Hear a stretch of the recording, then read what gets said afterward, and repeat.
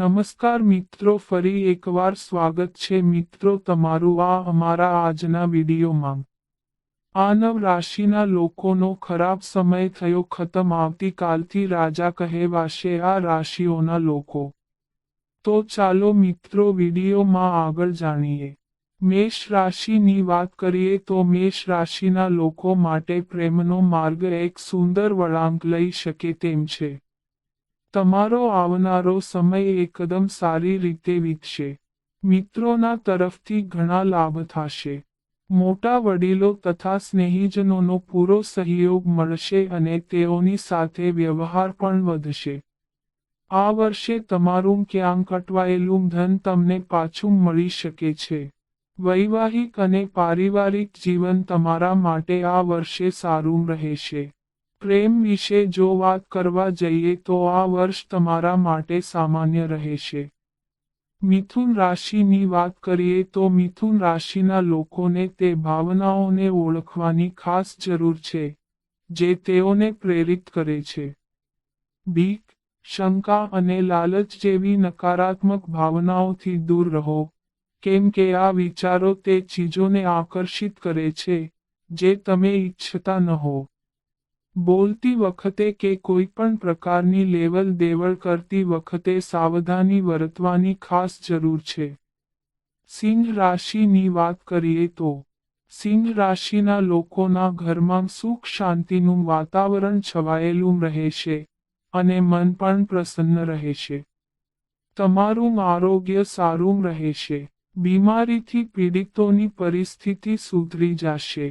આર્થિક સ્વરૂપે પણ લાભ થશે। આ રાશિના લોકોના જીવનમાં આવનારા દરેક પ્રકારના કષ્ટ દુઃખ દૂર થઈ જશે। આ વર્ષે બૃહસ્પતિ દેવની કૃપાથી તમારી આર્થિક સ્થિતિમાં સુધાર જરૂર આવશે, સાથે ઘરમાં કોઈ સારું કાર્ય પણ થઈ શકશે।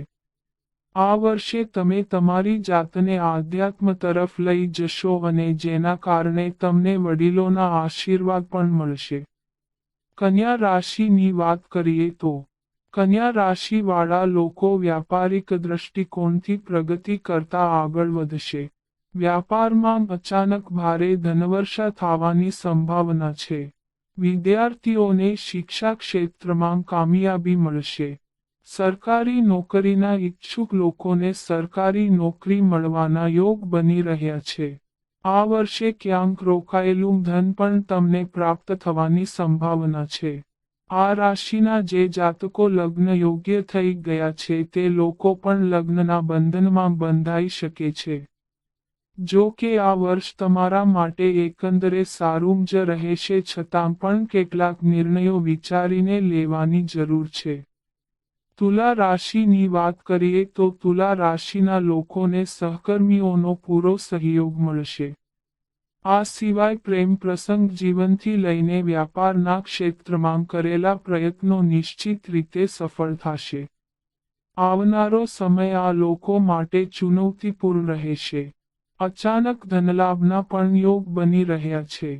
મકર રાશિની વાત કરીએ તો મકર રાશિના લોકોને કોઈ મોટી ખુશખબર મળી શકે છે। વ્યાપારના ક્ષેત્રમાં અપાર તરક્કી મળશે। તમારા ઘર પરિવારમાં અપાર ખુશીઓ આવશે। આવકમાં અનેક ગણો વધારો થશે। આ વર્ષે લગ્ન માટે સારા માંગા આવી શકે છે। વ્યાપાર ક્ષેત્રમાં પણ આ વર્ષે મકર રાશિના જાતકો કમાલ કરી શકે છે। જે લોકો નોકરીમાં જોડાયેલા છે તેમને પણ પ્રમોશન મળવાની સંભાવના છે। જે લોકો સરકારી નોકરી માટે પ્રયત્ન કરી રહ્યા છે તેમના માટે પણ આ વર્ષ સારું રહેશે। વૈવાહિક જીવનમાં થોડી સમસ્યાઓ આવી શકે છે। કુંભ રાશિની વાત કરીએ તો કુંભ રાશિના લોકોને પ્રેમ સંબંધોમાં ઘણા ઉતાર ચઢાવ આવવાની શક્યતા છે। પાર્ટનર કહ્યા વગર જ તમારા દિલની વાત સમજી શકે તેમ છે। દંપતીઓ વચ્ચે પ્રેમ વધવાની શક્યતા છે। મધુરતા પણ વધશે। પ્રેમ સંબંધોમાં પણ આ વર્ષે મધુરતા બનેલી રહેશે અને તમારા પાર્ટનર સાથે સારો સમય વિતાવી શકશો। વર્ષના માધ્યમ શનિદેવની પનોતીના કારણે કેટલીક મુશ્કેલીઓ આવી શકે માટે આ સમય દરમિયાન લેવડ દેવડમાં સાવધાની રાખવાની જરૂર છે, નહીંતર નુકસાન થવાનો ખતરો રહે છે. મીન રાશિની વાત કરીએ તો મીન રાશિના લોકો માટે બગડેલા કામ બની જશે. નોકરી ક્ષેત્રમાં તમને ઘણા મોટા અવસરો પ્રાપ્ત થતા જણાશે. આ વર્ષે વૈવાહિક જીવનમાં પણ ખુશીઓ આવવાની સંભાવના છે અને જીવનસાથીનો પણ પૂરતો સહકાર મળશે. એક તરફ જ્યાં તમે પરિવારના સભ્યો સાથે ધાર્મિક યાત્રા ઉપર જઈ શકો છો, ત્યારે બીજી તરફ તમને પૈતૃક સંપત્તિનો પણ લાભ મળી શકે છે. તો મિત્રો, આ અમારી માહિતી ગમી હોય તો ચેનલને સબસ્ક્રાઇબ કરો.